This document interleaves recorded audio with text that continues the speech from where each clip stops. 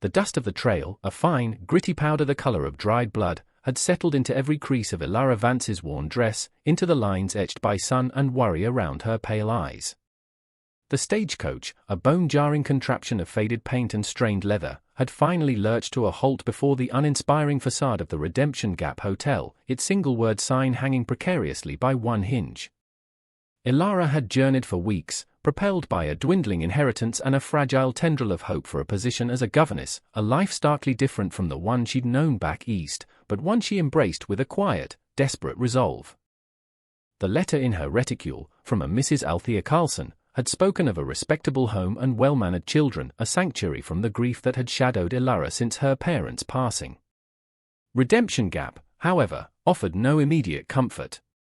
It sprawled under the vast, indifferent sky, a haphazard collection of raw timber buildings and canvas-roofed shelters, clinging to the edge of a parched wilderness that seemed to stretch into eternity. The air was thin and carried the scent of wood smoke, livestock, and something else, a faint, metallic tang of desperation that pricked at Elara's senses. She gathered her meager belongings, her gaze sweeping over the rough-hewn boardwalks, the hard-bitten faces of the men who loitered near the saloon, their eyes lingering on her with an unnerving mixture of curiosity and appraisal. This was a place where softness was a vulnerability, and survival a daily conquest. As she stepped down onto the dusty street, a knot of apprehension tightened in her chest. This was not the civilized outpost her Eastern imagination had conjured from Mrs. Carlson's neat script. This was the raw, untamed frontier, and it felt as though it could swallow a lone woman whole. She inquired after Mrs. Carlson at the hotel desk, a rough plank laid over 2 barrels, only to be met with a blank stare from the proprietor. "Carlson? No Carlson here, I recall." Not recently, anyway. A cold dread began to seep into Elara's heart. Before she could press further, a commotion erupted from the far end of the main thoroughfare, near what looked to be a livestock pen, though no cattle were visible. Voices, harsh and jeering, sliced through the afternoon torpor. Curiosity, or perhaps a premonition she couldn't name, drew Elara forward, her steps hesitant at first, then quickening as the nature of the sounds became clearer. It was not the lowing of cattle or the whinnying of horses she heard, but a different, more chilling sound, the thin, ragged wail of a child. She rounded the corner of the blacksmith's shop, the clang of hammer on anvil momentarily ceasing as if even inanimate things paused to witness the unfolding horror. There, on a makeshift platform of rough-hewn planks, stood a gaunt, hollow-eyed man, his clothes filthy, his beard matted. Jedediah Thorne, though Elara did not yet know his name, gestured with a bottle towards a miserable, huddled group beside him. 7 children.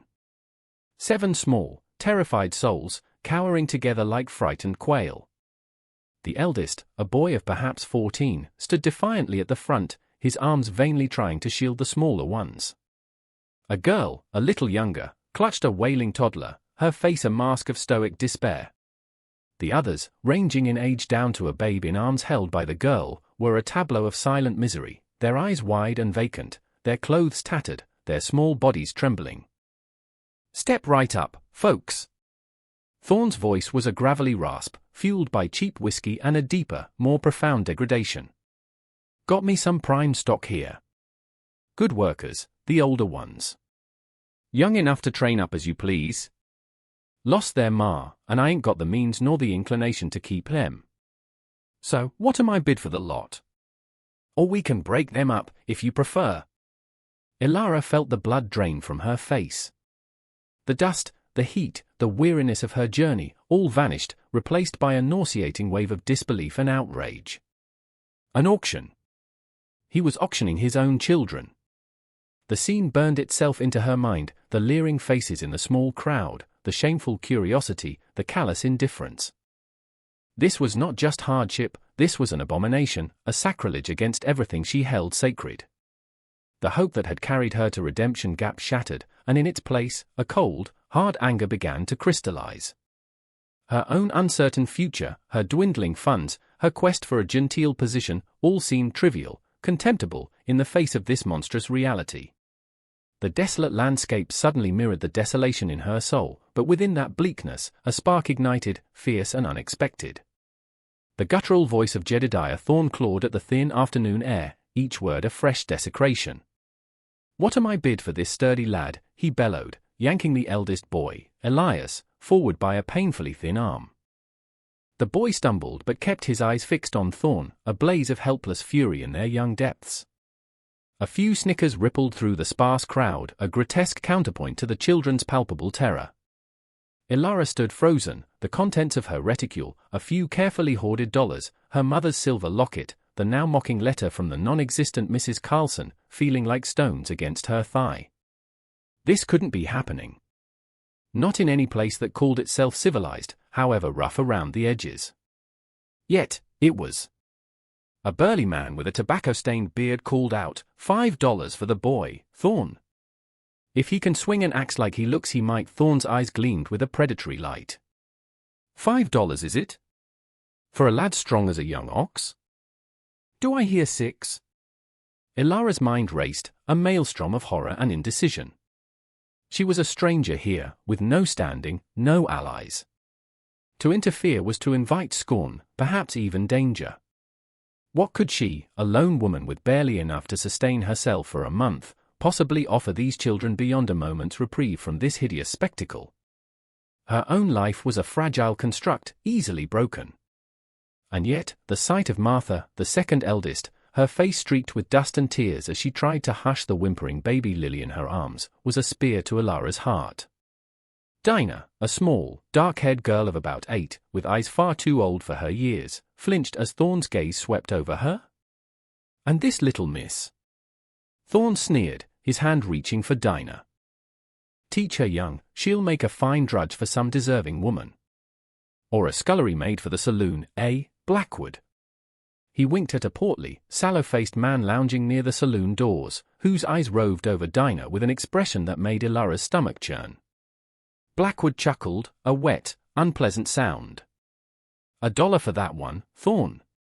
Barely worth the feed. It was then that something within Ilara snapped. The careful calculations of self-preservation, the ingrained reticence of her upbringing, all crumbled before the stark, unbearable image of Dinah's small, trembling form. She saw not an abstract problem, but a child, a life about to be irrevocably blighted. Before conscious thought could fully form, Ilara found her voice, thin but clear in the sudden hush that her movement created as she stepped forward. "Stop," she said. Her voice, though not loud, carried an unexpected authority that cut through the crude banter. All eyes turned to her, a mixture of surprise and derision on the faces of the onlookers. Thorn squinted. "And who might you be, missy? Come to place a bid, have YA?" Ilara ignored him, her gaze fixed on the children, on the flicker of bewildered hope in Martha's eyes. "How much?" she asked, her voice gaining strength. "How much for all of them?" A wave of murmurs swept the crowd. Thorn, momentarily nonplussed, recovered quickly. A cunning light entered his bloodshot eyes. "All of them, eh? Got yourself a charitable heart, or just a need for cheap labor?" He scratched his greasy beard. "Well now, 7 mouths to feed, that's a considerable burden. But seeing as you're so keen, let's say $50 for the lot." Cashed $50. It was an impossible sum. Ilara possessed perhaps 20 in total, her entire worldly wealth. Her heart sank. But then she saw Elias look at her, a desperate, pleading intensity in his eyes that he quickly masked with his customary defiance. She couldn't back down. "I don't have $50 in cash," Ilara said, her voice steady despite the tremor in her hands. "But I have this." She unclasped her reticule, her fingers fumbling for a moment before she drew out her mother's silver locket, intricately engraved with intertwined roses. It was her last tangible link to a gentler past, her most precious possession. "This is solid silver, and finely worked. It is worth more than you ask." She held it out. Thorn's eyes narrowed, assessing its gleam. He was no fool when it came to value. He grunted. "Silver, eh? And what else?" Ilara met his gaze. "And my word that they will be cared for. Something you seem to value little." A few townsfolk shifted uncomfortably. Her directness, her quiet dignity, was a stark contrast to Thorn's bluster. He spat on the ground. "Words are cheap, missy. But that trinket, and say, $15 to go with it. Elara nodded, her throat tight. $15, and the locket. It would leave her with almost nothing. But what was nothing, compared to this? She counted out the coins, her hands trembling slightly. Thorn snatched the money and the locket, his fingers surprisingly deft. "They're yours then," he said with a dismissive wave of his hand. Good riddance to bad rubbish. He turned and swaggered towards the saloon, leaving Elara standing alone with 7 silent, stunned children, the weight of their fragile lives settling upon her like a physical blow. The walk from the crude auction block to Elara's rented cabin on the far edge of Redemption Gap was a journey measured in heartbeats and the shuffling of small, worn-out shoes.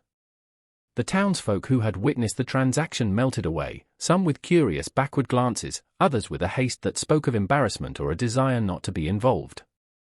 Elara, her purse now featherlight, her heart a heavy stone in her chest, led her improbable, silent procession.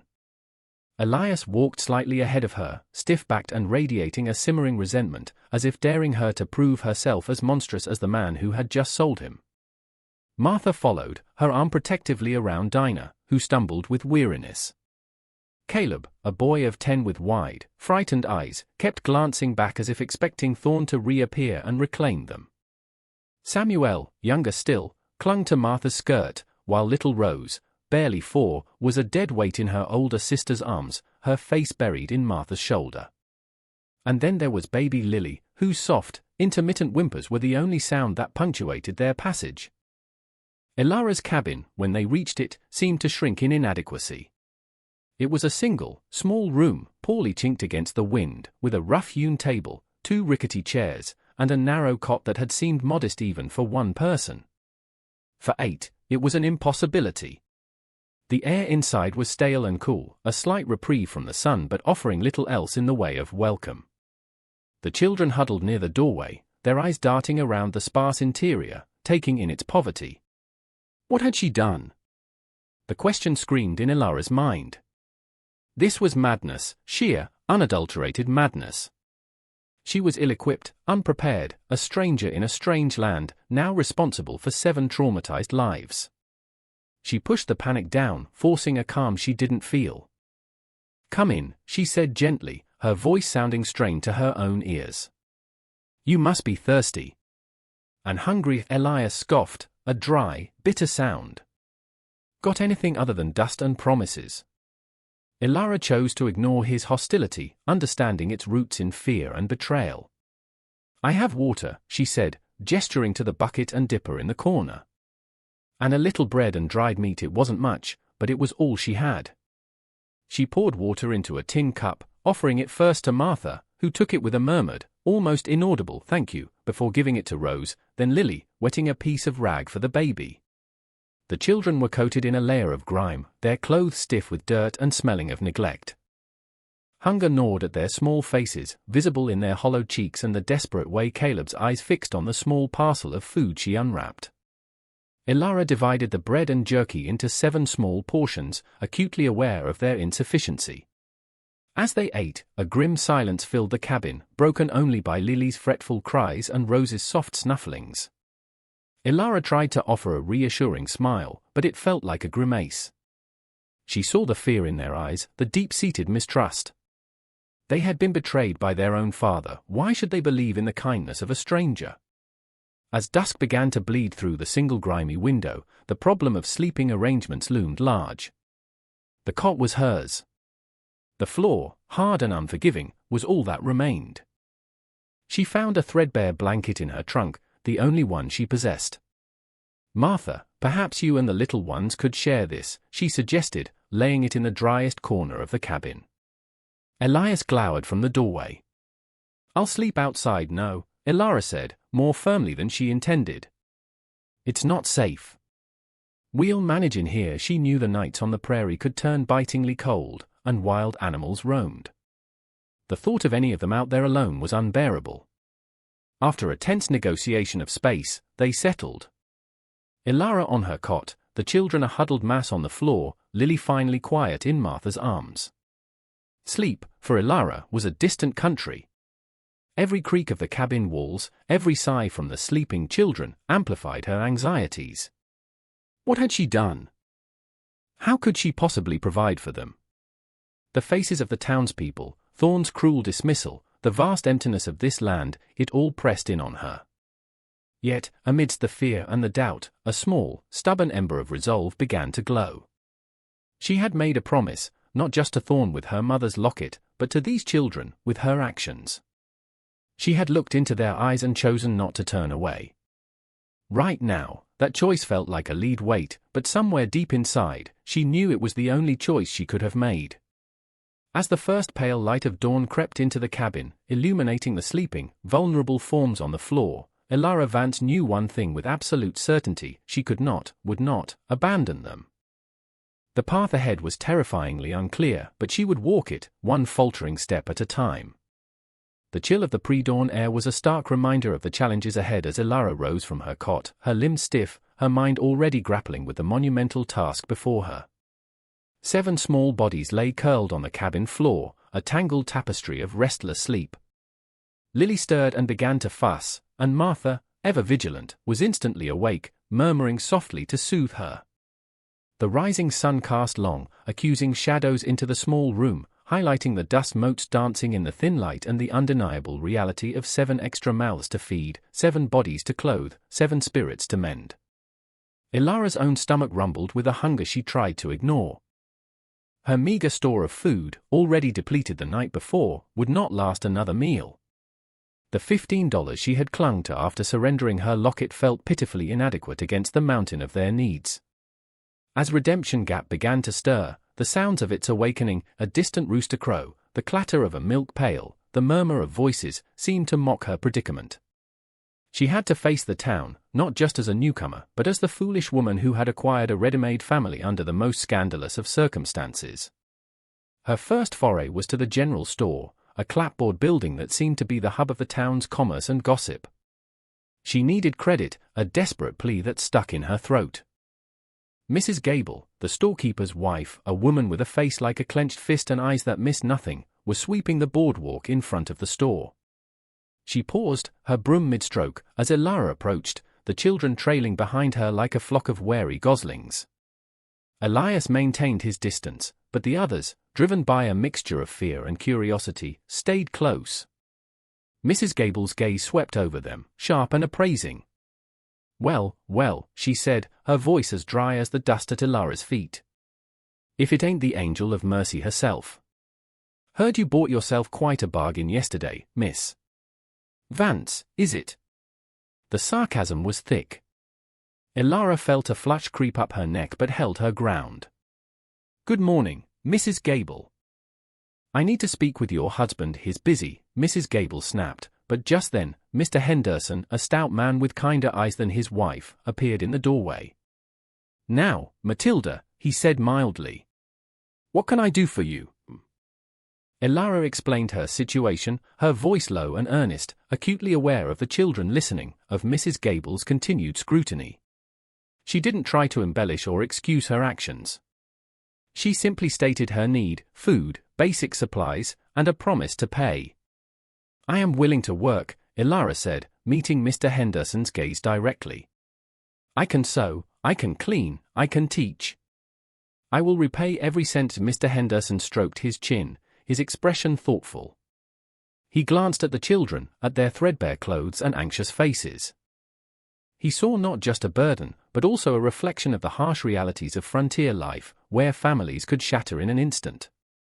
"Work, you say," he mused.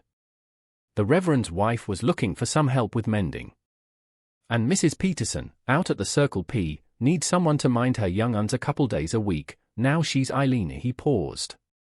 "It ain't much, but it's a start. I can let you have some flour, beans, a bit of salt pork on credit. But Matilda here keeps the books tight." He glanced at his wife, who sniffed but didn't contradict him. It was a lifeline, however slender. "Thank you, Mr. Henderson," Elara said, relief washing over her in a dizzying wave. "You won't regret this." As they gathered the precious supplies, flour, a sack of pinto beans, a small slab of bacon, soap, a small miracle occurred. Samuel, the quiet 6-year-old who had barely made a sound since their arrival, reached out a tentative hand as Elara was handed a piece of hardtack by Mr. Henderson. Without a word, he took it directly from her fingers, his eyes, for the briefest moment, meeting hers with a flicker of something other than fear. It was a tiny gesture, almost imperceptible, but to Elara, it felt like the first ray of dawn after a long, terrifying night. The weight of her responsibility hadn't lessened, but in that small exchange, she found a renewed strength. This path was hers now, and she would walk it, sustained by the courage she found in their innocent, trusting eyes, and the stubborn hope that love and perseverance could indeed conquer even the most formidable of mountains. Midscript channel interjection placeholder. The days that followed settled into a grueling rhythm, a relentless battle against scarcity and despair, punctuated by small, almost imperceptible victories. Elara secured the mending work from the Reverend's wife, her needle flying late into the night by the flickering light of a single tallow candle, stitching together not just torn fabric but the fragile fabric of their new existence. She walked the 2 miles to the Circle P ranch twice a week, with Lily strapped to her back and Rose trotting alongside, to care for Mrs. Peterson's boisterous children, earning a few more precious coins and sometimes a basket of eggs or vegetables. The older children, Elias and Martha, watched her efforts with a confusing mixture of suspicion and grudging admiration. Elias remained aloof, his silences heavy with unspoken questions, yet Elara noticed he had begun to chop firewood for their small stove without being asked, his movements efficient and surprisingly strong.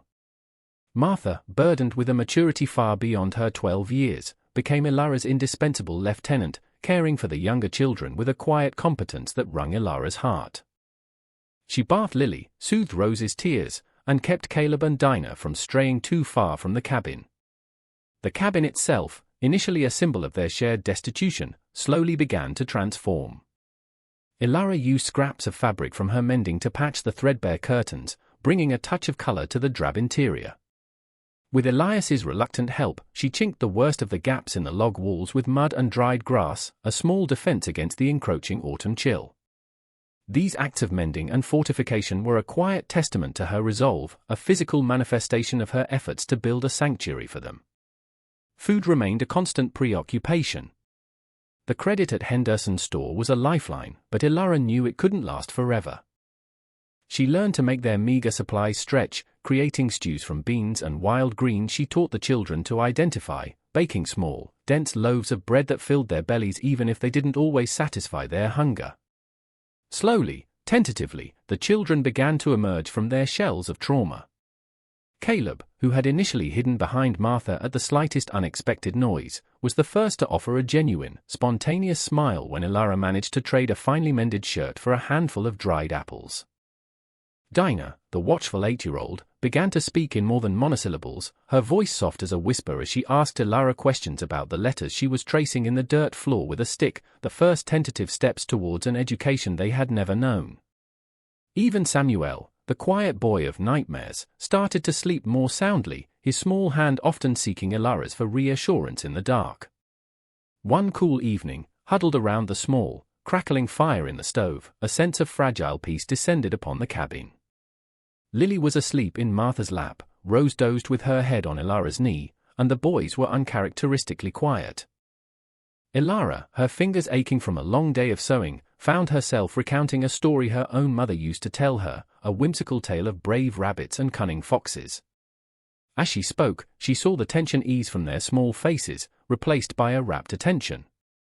For a fleeting moment, they were not orphans sold by their father, nor she a desperate woman clinging to the edge of survival. They were simply a group of souls finding solace in a shared story, a flicker of warmth in the vast indifference of the wilderness. The fear was still there, a constant shadow at the edge of Elara's consciousness, but now it was mingled with something else, a fierce, protective love for these children who had, against all odds, become hers. The task of patching the cabin roof, undertaken with Elias's grudging but capable assistance, became a potent symbol. Each shingle laid, each gap plugged, was an act of defiance against the forces that had sought to tear them apart, a tangible step towards building not just a shelter, but a home. The fragile peace they had begun to weave was shattered one blustery afternoon by a shadow falling across the cabin doorway. Jedediah Thorne stood there, his presence radiating a familiar menace that sent a fresh wave of terror through the children. Lily, sensing the shift in atmosphere, began to wail, and Rose burrowed deeper into Martha's skirts. Caleb and Samuel froze, their eyes wide with fear. Even Elias, who had been whittling a piece of wood by the hearth, tensed, his knuckles white on the handle of his small knife. Thorn's gaze, bloodshot and greedy, swept over the cabin's slightly improved interior, lingering on the neatly stacked firewood and the scent of bean stew simmering on the stove. "Well, now," he drawled, a smirk twisting his lips. "Looks like you're managing it better than I expected, Missy." Almost respectable Elara rose slowly, placing herself between Thorn and the children. Her heart hammered against her ribs, but her voice, when she spoke, was remarkably steady. "What do you want, Thorn?" He chuckled, a low, unpleasant sound. "Just checking on my property. Heard tell you was marking her go of it. Figured you might have a bit of spare coin for their rightful father." A man gets thirsty in this town. His eyes flickered towards Elias. Or perhaps the boy there. He's getting the big. Could earn his keep with me. The implication was clear, and it sent a fresh spear of ice through Elara. "They are not your property," Elara stated, her voice ringing with a conviction that surprised even herself. "You sold them." "They are my children now." Thorn's smirk vanished, replaced by a scowl. "Sold? I merely accepted a token for their upkeep. A man can change his mind. Blood is blood, Missy. The law will see it that way." "The law," Elara retorted, "also sees neglect and cruelty for what it is. You abandoned them to a terrible fate. They are better off here." Fear was a cold knot in her stomach, but the sight of Dinah's trembling lip, of Martha's fierce, protective stance over the younger ones, fueled a courage she hadn't known she possessed. "I have no money for you," she said, her gaze unwavering. "And these children are not going anywhere." Thorn took a menacing step forward. "Now you listen here, woman." Elias moved then, stepping slightly in front of Elara, his small knife held, not aggressively, but with a clear, protective intent. "Leave her alone," he said, his voice cracking with adolescent uncertainty but firm in its resolve. Thorn looked from Elias to Elara, his eyes narrowed. He was a bully, accustomed to intimidating the weak. This unexpected united front, however fragile, seemed to momentarily throw him. "This ain't over," he snarled, his gaze venomous. "I'll be back. And I'll have what's mine." He spat on the dirt floor and turned, disappearing as abruptly as he had arrived. A collective sigh of terror and relief shuddered through the small cabin. Martha rushed to comfort the crying Lily, while Caleb and Samuel clung to Elara. Elias, his bravado fading, looked shaken but resolute. Elara pulled him into a rare embrace. "You were very brave, Elias," she whispered. The confrontation had been terrifying, but it had also forged a new, stronger link in the chain that bound them. Thorn's threat lingered in the air like a poisonous vapor, but in its wake, the children had seen Elara, and now Elias, stand as their shield. Later that evening, as Elara tried to reassure the still frightened children, Sheriff Brody, a weary man whose patience was often tested by the denizens of Redemption Gap, knocked on their door. He'd heard Thorn boasting in the saloon about reclaiming his brats. "Just came to check you're all right, Miss Vance," he said, his eyes taking in the scene. "Thorn's mostly bluster, but he can be trouble." "He threatened to take the children," Elara said, her voice tight. The sheriff sighed. "Legally, it's a gray area. He is their father. But he also publicly sold them, after a fashion. For now, possession is 9/10 of the law, as they say. He tries anything physical, you come get me." It wasn't much, but it was something. As Sheriff Brody departed, Elara knew Thorn's shadow would loom large, but looking at the faces of the children, now watching her with a new depth of trust, she felt her determination solidify into unshakable resolve. These were her children, and she would fight for them, with every fiber of her being. The fragile autumn peace was soon shattered by a far more insidious enemy than Jedediah Thorn. Little Rose, always the most delicate of the children, began to cough, a dry, rasping sound that quickly deepened. Within a day, a raging fever consumed her small body, her skin burning to the touch, her breathing shallow and labored. Elara's heart constricted with a primal fear. Sickness in these remote settlements was often a death sentence, especially for the young. Elara bathed Rose's forehead with cool water, coaxed sips of willow bark tea between her parched lips, and held her tiny, restless hand through long, anxious nights. The local doctor, a man named Silas Croft who primarily tended to livestock and possessed a rudimentary knowledge of human ailments, offered little comfort. He examined Rose with rough, calloused hands, grunted about lung fever, and left a pungent herbal concoction that seemed to do more harm than good. Keep her warm, keep her pryin', was his only advice. Desperation gnawed at Elara. She sat by Rose's makeshift pallet on the floor, her sewing forgotten, her own exhaustion a distant ache. Martha became her shadow, her young face etched with worry, her small hand surprisingly deft at changing damp cloths and offering sips of water. Elias, usually so guarded, hovered near the doorway, his attempts at nonchalance failing to hide the fear in his eyes. He chopped extra wood, kept the water bucket full, his silent actions a testament to his concern. The other children, Caleb, Dinah, and Samuel, were subdued, their usual chatter replaced by fearful whispers. They understood, with the stark clarity of children who had known too much loss, that Rose was gravely ill. News of Rose's sickness spread through the small community, carried on the currents of gossip and concern. One afternoon, as Elara sat watching Rose's shallow breathing, a hesitant knock came at the door. It was Mrs. Henderson, the storekeeper's wife, the woman whose initial judgment had stung Elara so keenly. In her hands, she carried a small pot of steaming chicken broth and a bundle of clean, soft linen rags. Heard the little one was poorly, Mrs. Henderson said, a usual sharp tone softened by an uncharacteristic gentleness. Thought this might help. Elara, overwhelmed by this unexpected kindness, could only stammer her thanks. Mrs. Henderson, surprisingly, didn't leave immediately. She lingered, her gaze falling on Rose's flushed face, then on Elara's exhausted one. "You're doing all you can, child," she said, her voice gruff but not unkind. "She's a fighter, that one." Like her new ma, the words, simple as they were a balm to Elara's frayed spirit. For days, the battle raged. Rose drifted in and out of consciousness, her small body racked with coughing fits. Elara rarely slept, sustained by coffee so bitter it made her teeth ache, and a desperate, fervent hope. She talked to Rose, sang to her, willed her to fight. The other children helped as best they could, Martha a constant presence, Elias ensuring the fire never died down, the younger ones tiptoeing around, their small offerings of a pretty stone or a wilted wildflower left by Rose's side. Then, one cool dawn, after a particularly harrowing night, Rose's fever broke. Her breathing, though still weak, eased.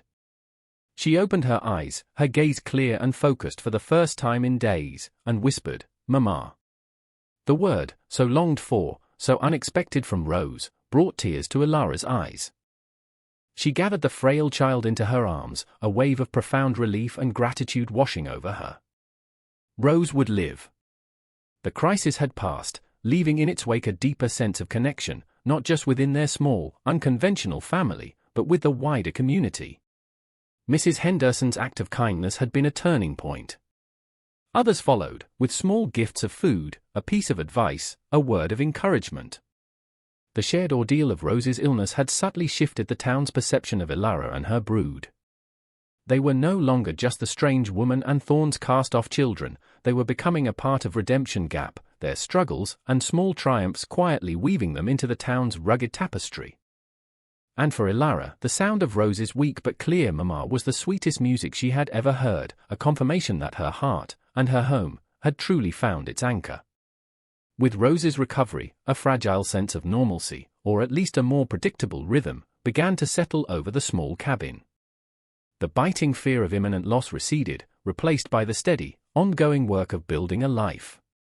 The children, nurtured by Elara's unwavering devotion and the increasing security of their environment, started to blossom, their individual personalities emerging like flowers after a harsh winter. Laughter, once a rare and precious commodity, became a more frequent sound within the cabin walls. Caleb, his initial timidity fading, revealed a mischievous sense of humor, often instigating playful tussles with Samuel, their giggles echoing through the small space. Dinah, no longer a silent shadow, developed an insatiable curiosity, her small hand always reaching for the few tattered books Ilara had managed to acquire, her brow furrowed in concentration as she painstakingly traced the letters. Ilara began their schooling in earnest, gathering them around the rough table each morning. Using charcoal on slate and precious scraps of paper, she taught them their letters and numbers, opening up worlds they had never dreamed existed. Martha, with her quick mind and serious demeanor, excelled, often helping the younger ones with their lessons. Elias, though initially resistant to what he considered childish pursuits, found himself drawn to the stories Ilara read aloud in the evenings, his earlier cynicism slowly giving way to a grudging interest in the wider world beyond Redemption Gap. The term mama, first uttered by Rose in her feverish state, began to be used more freely, more naturally, by the younger children. Samuel would call for mama when he woke from a nightmare. Lily would stretch her chubby arms towards Ilara, gurgling Marmart in happy recognition. Even Dinah, in a quiet moment while Ilara was brushing her hair, whispered it, a shy admission of the bond that had grown between them. Elias and Martha still called her Ilara, but there was a new warmth in their tone, a deep affection that needed no formal title. The town's attitude continued its slow but steady transformation. Mr. Henderson extended her credit without question, his wife now a frequent visitor, offering practical advice and often a share of her baking. Some of the other women in town, initially wary, began to seek Ilara out for her skilled needlework, their conversations gradually shifting from polite inquiries to genuine expressions of friendship. One crisp autumn afternoon, a group of men from the town, led by the blacksmith and Mr. Henderson, appeared at the cabin with tools and lumber. Figured this place could use some shoring up before winter truly sets in, Miss Vance, the blacksmith announced, a gruff kindness in his voice. They spent the day repairing the roof properly, replacing the flimsy door with a sturdy one, and even adding a small, desperately needed lean-to for firewood and storage. The children watched in awe as their dilapidated shelter was transformed into a more secure and comfortable home. Ilara, her heart overflowing, could only offer her profound thanks and the promise of mended shirts and trousers for weeks to come. They planted a small garden in the spring, a patch of stubborn earth behind the cabin. The children, under Ilara's guidance, tended it with surprising diligence. When they harvested their first meager crop of potatoes, carrots, and beans, they celebrated with a simple feast, a testament to their shared labor and the bounty, however small, of their new life. That evening, as Ilara watched them around the table, their faces animated in the lamplight, their earlier hunger replaced by the satisfaction of a full belly and the warmth of belonging, she felt a profound sense of fulfillment. The path had been arduous, fraught with uncertainty and sacrifice, but it had led her here, to this moment, surrounded by these precious children who were, in every way that mattered, her own. Her heart, once shadowed by grief and loneliness, was now overflowing with a love so vast, so fierce, it seemed capable of holding the entire world. The rhythm of their lives, hard-won and precious, was thrown into turmoil by the arrival of a crisp, official-looking envelope delivered by the eastbound stage. It was addressed to Miss Ilara Vance, Redemption Gap, and bore the postmark of a larger, more established town some 100 miles east. Ilara's fingers trembled as she broke the seal, a knot of foreboding tightening in her stomach. The letter was from a law firm, Messrs. Grantham and Sotheby, attorneys at law. It stated, in cold, legalistic prose, that they represented Mr. and Mrs. Josiah Hemlock, the maternal aunt and uncle of the Thorne children. The Hemlocks, it seemed, had recently learned of the unfortunate circumstances surrounding their nieces and nephews, no doubt through the malicious complaints of Jedediah Thorne, who had likely drifted east after finding Redemption Gap unreceptive to his schemes. They expressed their profound shock and concern, and their intention to assume full guardianship of the children, offering them a stable, respectable, and Christian upbringing far removed from the unsuitable and precarious environment in which they currently resided. The letter implied, with barely veiled condescension, that Ilara, a single woman of no established means, was unfit to provide for them. It concluded by informing her that a representative, a Mr. Alastair Sotheby, would be arriving within the fortnight to assess the situation and make arrangements for the children's removal. Ilara felt the blood drain from her face. The word swam before her eyes. Removal. They wanted to take her children. Her children. The carefully constructed world she had built for them, the fragile tendrils of trust and love that bound them together, threatened to be ripped apart by a stroke of a distant pen. Panic, cold and sharp, pierced through her. Martha, noticing Ilara's distress, came to her side. "What is it, Ilara? Is it bad news?"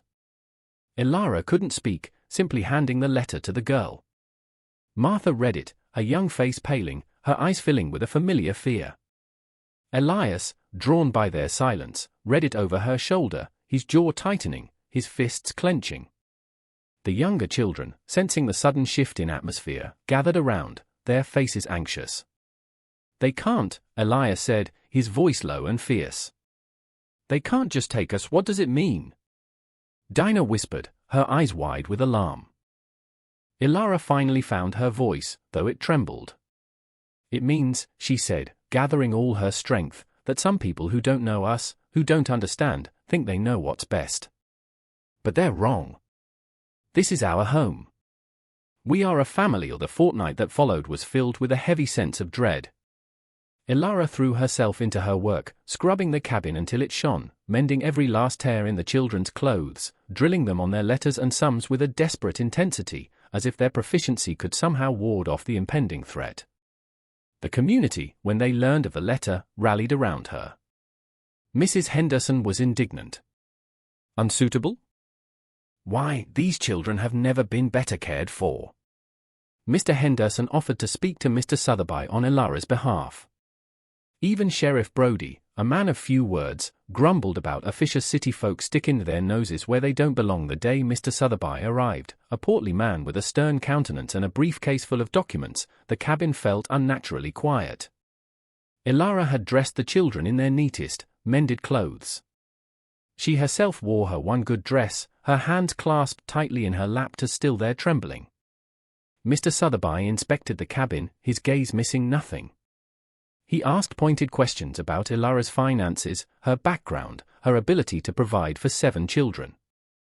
Ilara answered honestly, her voice low but firm, her fear battling with a fierce determination. Then, Mr. Sotheby turned to the children.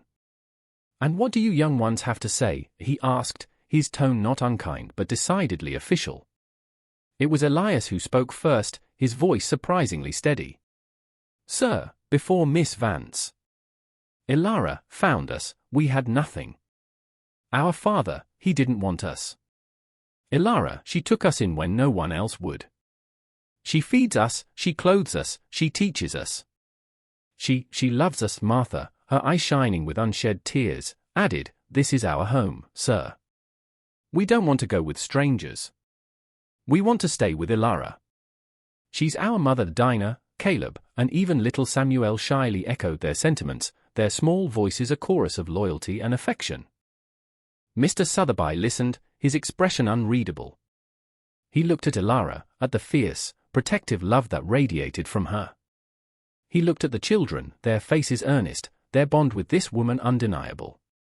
He saw the clean, orderly cabin, the evidence of hard work and care. He had come expecting squalor and neglect, prepared to rescue children from an untenable situation. What he found instead was a family, unconventional perhaps, but a family nonetheless, forged in adversity and bound by love. He cleared his throat. "Miss Vance," he said, his tone softening considerably. "The law has procedures. But the law also, at its best, seeks the welfare of the children." He paused, a slow smile spreading across his face. "And it seems to me, their welfare is quite clearly, here relief, so potent it was almost painful, washed over Ilara." She reached for Martha's hand, for Elias's shoulder, tears streaming down her face. The children crowded around her, their joyous shouts filling the small cabin. Mr. Sotheby, witnessing the scene, knew he had made the right decision. The threat had passed, their unity affirmed, their family saved not by legal arguments, but by the undeniable power of love. Years spun by, measured in the changing seasons that swept across Redemption Gap and the steady growth of the children who had once been so small and lost. The cabin, once a symbol of bare survival, expanded with them, a room added here, a porch there, built with Elias's increasingly skilled hands and the help of a community that had long since embraced Ilara and her unconventional family as their own. Elara Vance, her hair now streaked with silver, her face etched with the lines of a life lived fully and with profound purpose, often found herself gazing out at the sprawling prairie, her heart a wellspring of quiet joy. The desperate, terrified woman who had stepped off the stagecoach all those years ago was a distant memory, transformed by the fierce, unexpected love that had ambushed her in this dusty frontier town. Elias grew into a tall, respected young man, his early bitterness replaced by a quiet strength and a talent for carpentry that helped shape the growing town. He built sturdy homes, a new church, and eventually, a schoolhouse where his sister Martha, her gentle nature and keen mind finding their true calling, became Redemption Gap's first dedicated teacher. Her classroom was filled not only with her younger siblings as they came of age, but with all the children of the settlement, her patient guidance opening doors to knowledge and opportunity. Caleb, his mischievous spark tempered by a good heart, became a farrier, his laughter echoing in the smithy, his strong hands gentle with the most skittish of horses. Dinah, her initial quietness blossoming into a thoughtful intelligence, assisted Mr. Henderson in the general store, her sharp mind for numbers and her kind demeanor making her a favorite with customers. Samuel, who had once been haunted by nightmares, grew into a steady, reliable young man, finding his peace working the land, his small garden expanding yearly, providing bounty not just for their family but for many in the town. Little Rose, no longer delicate, possessed a vibrant spirit and a beautiful singing voice that often filled their home with melody. And Lily, the baby who had been a bundle of whimpers and needs, grew into a bright, inquisitive girl, the cherished youngest of the brood, doted on by her older siblings and the woman she had only ever known as mother. They never forgot the hardship, the fear of their early days, but those memories served only to deepen their appreciation for the love and security Elara had painstakingly built for them. Jedediah Thorne had faded into a bitter, distant memory, his power over them long since broken. The Hemlocks, after Mr. Sotheby's report, had made no further attempts to claim them, perhaps realizing that family was more than mere blood ties. Elara never married, though she had her share of quiet admirers over the years. Her heart, she often said with a gentle smile, was already full to bursting. Her children, and eventually their children, were her life's great romance, her enduring legacy. On cool evenings, they would often gather on the porch Elias had built, the scent of Martha's baking drifting from the kitchen, the sound of Rose's singing mingling with Caleb's hearty laugh. Elara would sit in her rocking chair, a grandchild often nestled in her lap, and watch them, her family, forged not of blood, but of a courageous choice made one desperate afternoon, a choice to embrace the unexpected, to fight for the vulnerable, to love without reservation. Redemption Gap itself had softened over the years, grown more prosperous, more compassionate, perhaps in some small way influenced by the quiet example of the woman who had taken 7 abandoned children and shown an entire community the profound, transformative power of a mother's love. As the sun dipped below the horizon, painting the vast sky in hues of rose and gold, Elara Vance would close her eyes, a profound sense of peace settling over her. The journey had been unimaginable, the sacrifices immense, but the reward, the love that filled her home, the thriving lives she had nurtured, was beyond all measure. Hers was a legacy not of wealth or status, but of courage, compassion, and the enduring truth that the deepest bonds are those we choose to forge in the crucible of the human heart. End script channel interjection placeholder.